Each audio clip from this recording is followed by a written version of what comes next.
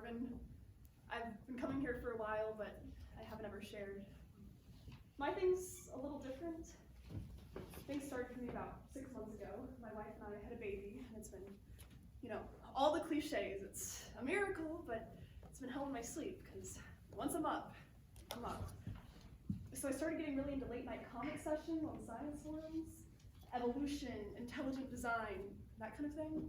No, I'm actually a neurochemist. I study the effects of audio stimuli on brain chemistry, subpartial alpha-beta waves, living quark compressions, I'm a real dork for this stuff, but for whatever reason, intelligent design is what really gets me going. Like, I just go trolling the boards. So, not trolling really, I actually try to engage, educate a little. But these people, they're just impossible. It's like throwing your brain against a wall. It's my fatal flaw. I can't stand unintelligence. I might as well be getting mad at people for not being able to do calculus. Just take the derivative, fool. But I get it. Science is suspect. I mean, take nutrition, for example. The scientific evidence for whether we should eat wheat or not is crazy. Or if acupuncture works.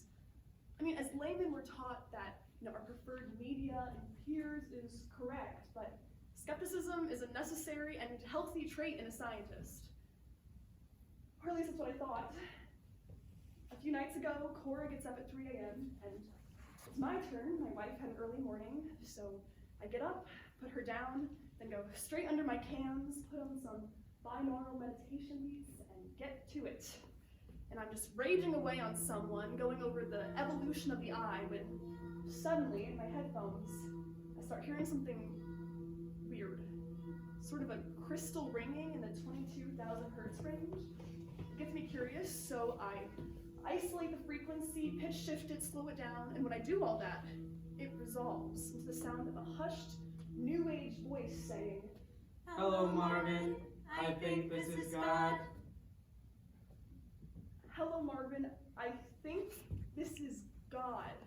Sounds like someone is having a laugh with you. Right, that's what I thought, but then the voice answers that thought. No, I'm not having a laugh.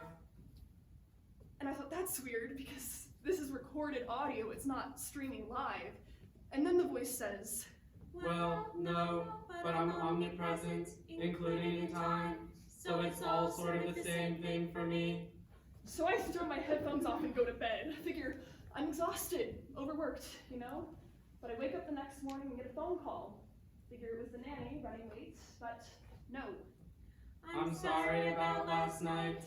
This is probably a more normal way to talk to you." Well, if you're God, a burning bush might actually be more normal. Ha ha ha. No, not that God. I mean, that's a version of me, but I'm the one real God. At least I think. Huh. Yeah, at this point I'm starting to kind of freak out, but I'm still definitely not falling for it, so I play along. "Well, if you're God, can you prove it and do some kind of miracle or something?" And at that point, my phone turned into a fish. Okay. No, not okay. What kind of fish was it? I don't know, I don't really know kinds of fish. Like trout, maybe? It was phone size. Trout are a bit bigger than that, I think. Yeah, trout are about this big. Like I said, I don't really know kinds of fish, but at this point, I'm freaking out. Like, I'm having a mental episode, so I'm like, get out of the house, get on my bike, go to the lab. But when I get there, everyone from the science forum is there. Susie, Walt, Trillian, Kamala, the 2 Jacks. They're all there and they all have the same experience. And we're all freaking out. Kamala says that her phone turned into a kitten. And then Jack 2 says, "Why didn't we all get kittens?" Well, I knew some of you were allergic. And we all hear that. God is in all of our heads and we are freaking out. Don't freak out, don't freak out. It's never easy making first contact. Look, I'm just gonna come in now. And then in through the door walks an 11-year-old child in a mermaid costume. What? She said she was trying appearing as a playful child to seem less threatening.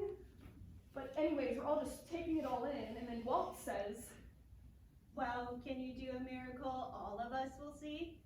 and then she rolls her eyes, she has these very tween affectations, and then the coffee maker turns into a baby pterodactyl. Yeah.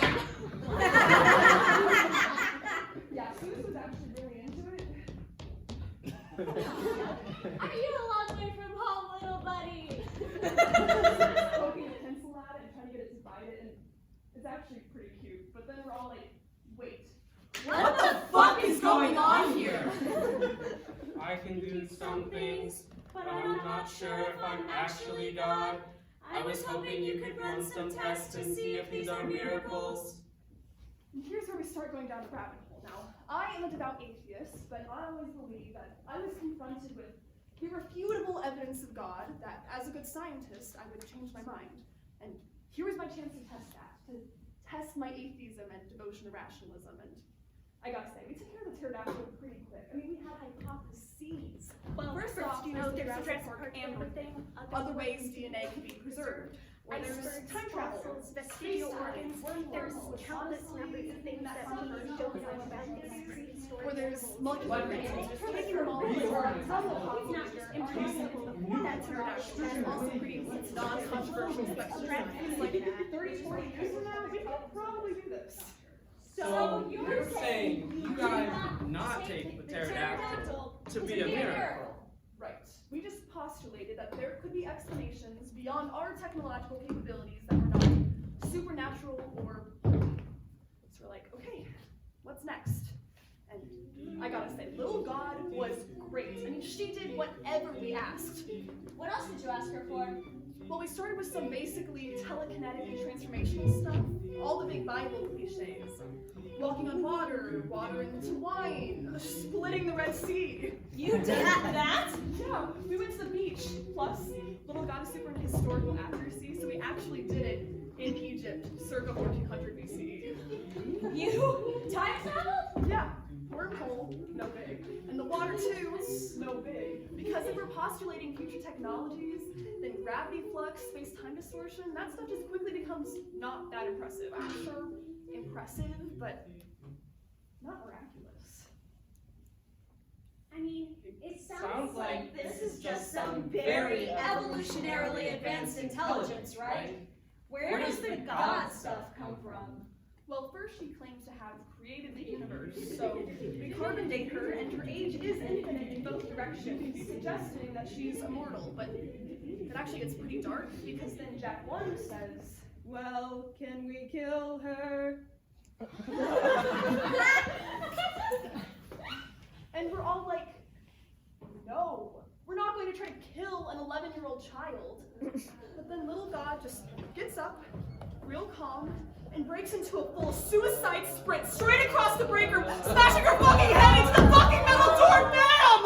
Yeah! Oh my god! There is blood everywhere. She hits the door hard, and there was blood dripping down the door, and bits of brain everywhere, and she is dead. And we're all gonna have nightmares for the rest of our lives. And then the back door opens, and there she is, Little God. She walks in all cool and calm and is all, See, I'm fine. Wait, and her body is still lying on the ground. yeah. So there's two of her. So there's two of her. But even this she helps us explain by postulating a whole mess of super advanced tech. I mean, we already know it's easy to form any old heap of molecules into an 11-year-old body, and with DNA printing and cerebral uploading, I mean, we had an answer for any kind of Lazarus stuff she pulled, and as for her soul, Soul is a matterless, infinite substance that exists outside of time, is constantly separating and reforming. so that one kind of turned into semantics, but at this point we're starting to doubt everything. Kamala goes in on the uncertainty principle. Are our observations affecting the data? Or is Little God manipulating the data? I mean, she could be messing with the microchips, removing the ink on the whiteboard, or corrupting our actual brainwaves. I mean, none of us could prove this wasn't just some simple multiplayer VR. But when you get to that level of skepticism, I mean, you know it's a possibility in the back of your head, but you don't live like that. It's paralyzing. No, I know. But if we're being scientific about the existence of God, we can't discount those possibilities. I mean, we're still infants, technologically and mentally. There are laws of physics our little infant brains can't even begin to understand. And if we accept that there are definitions and explanations that are outside of our own understanding, then what explanation could you possibly come up with? Clarke's third law. Any sufficiently advanced technology is indistinguishable from magic. If I can explain away something that by all criteria satisfies any definition of God, then I can explain away anything.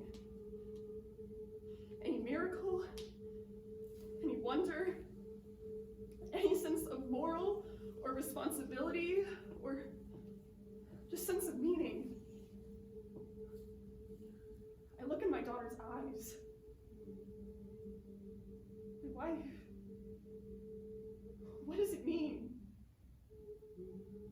We tried so hard to shatter our skepticism, but it was like throwing our brains against the wall. We traveled through black holes, through quarks, we slipped through time backwards and sideways. We created new life forms, living suns. We watched the universe multiply, invert, spiral, disappear. We beheld an infinity of wonders, and yet we sat at our desks in stoic calculation, stripped of awe, paralyzed by the unforgiving relentlessness of our intellect.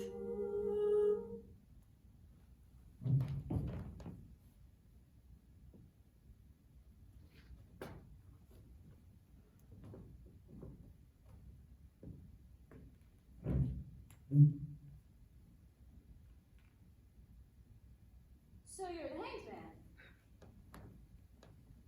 What? It's a tarot card. Listen, so it's like when everything is flipped, you know? When the stress and shit of life finally just rocks you so hard that you don't know what to do anymore.